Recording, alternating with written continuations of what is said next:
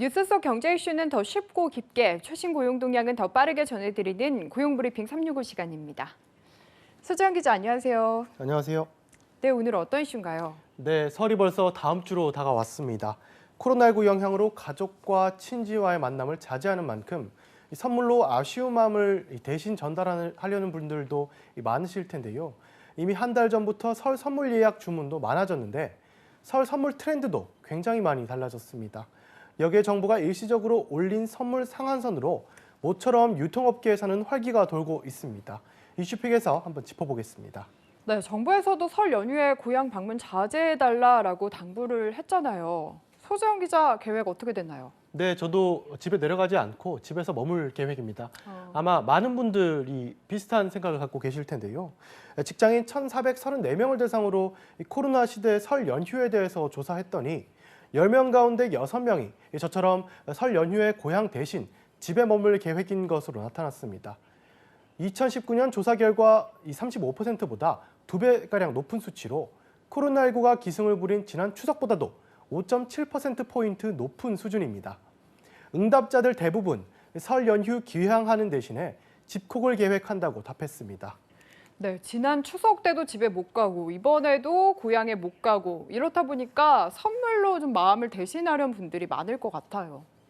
네, 고향에 일찌감치 마음을 전하려는 손길이 계속 늘어나면서 벌써부터 유통가의 설 선물 시장은 뜨겁습니다.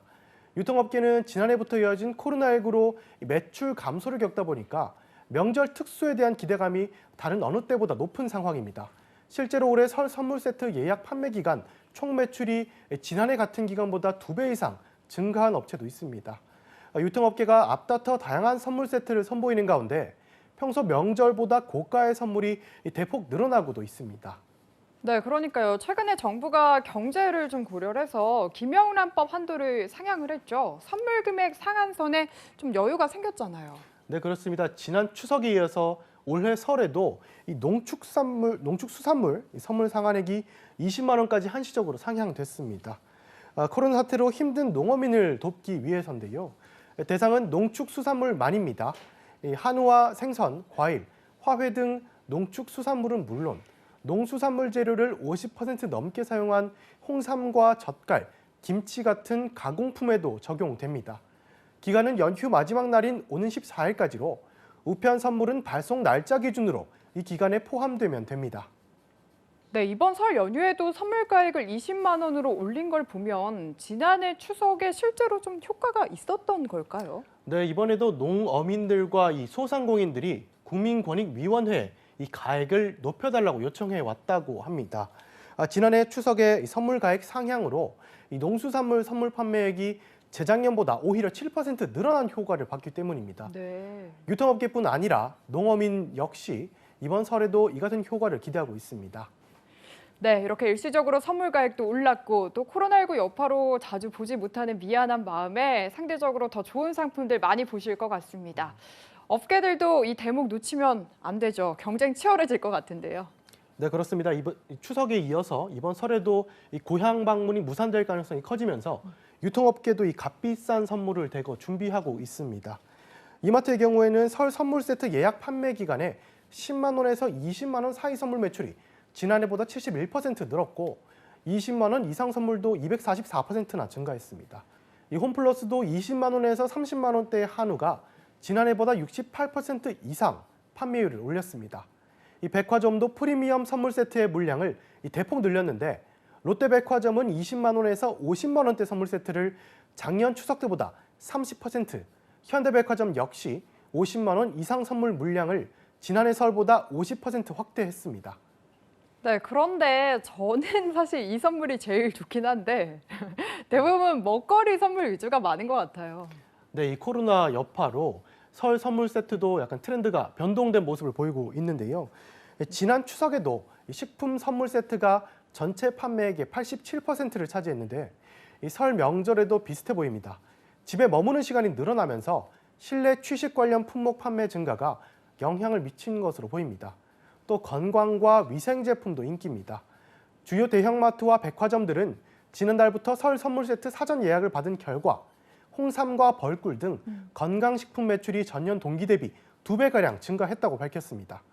또 향균 세정제와 손소독제 등 위생 선물 세트도 지난 추석 때보다 2~3배 정도 늘려 판매하기로 했습니다.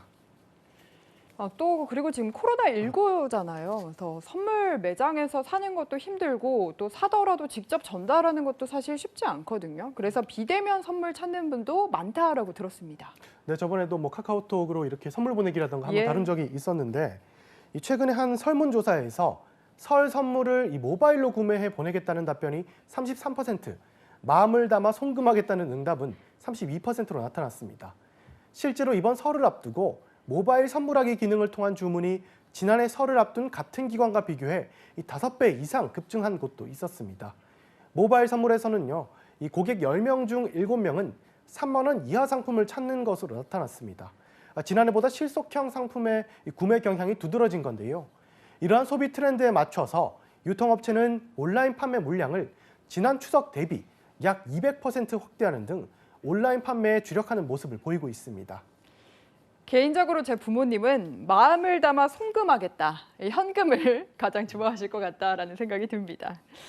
어쨌든 이렇게 이제 소비가 많아지는 명절이면 물가도 많이 신경을 쓰시는데 최근에 장바구니 물가가 많이 올랐다고 들어서 걱정이 좀 큽니다. 네, 최근에 저도 이렇게 좀 느끼고 있는데 장바구니 물가 굉장히 많이 올랐습니다. 이 한국농수산식품유통공사가 조사한 올해 설 차례상 구입 비용은 전통시장은 26만 3천 원, 대형 유통업체는 36만 3천 원 선으로 나타났습니다. 지난해 같은 기간과 비교해 볼 때 평균 14% 오른 수준입니다. 품목별로 보면 지난해 긴 장마와 태풍의 영향으로 작황이 부진했던 과일과 공급이 감소한 쇠고기, 계란 등 축산물 가격이 뛰면서 설 차례상 물가도 오른 것으로 보입니다. 설 명절 때까지 오름세가 계속될 것으로 보여 벌써부터 걱정인데 이 정부는 가격 안정을 위해서 설 물가 대책반을 두고 주요 농축수산물의 공급 물량을 많게는 배로 늘리겠다는 계획입니다. 네, 다음은 유용한 경제 용어만을 쏙쏙 골라 소개하는 뉴워드 시간이죠.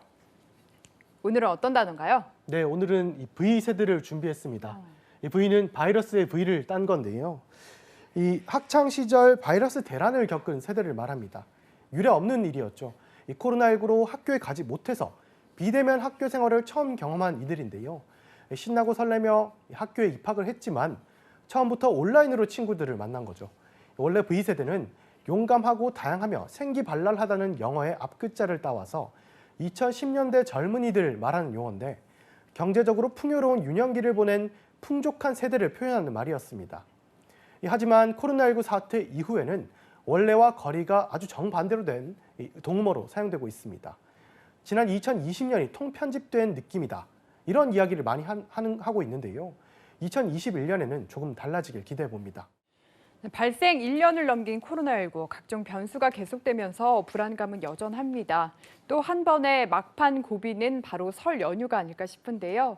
방역 수칙을 잘 지킬 수 있는 연휴 계획 세워보시면 어떨까요?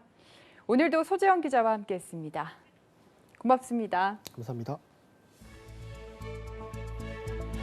지금까지 고용브리핑 365였습니다.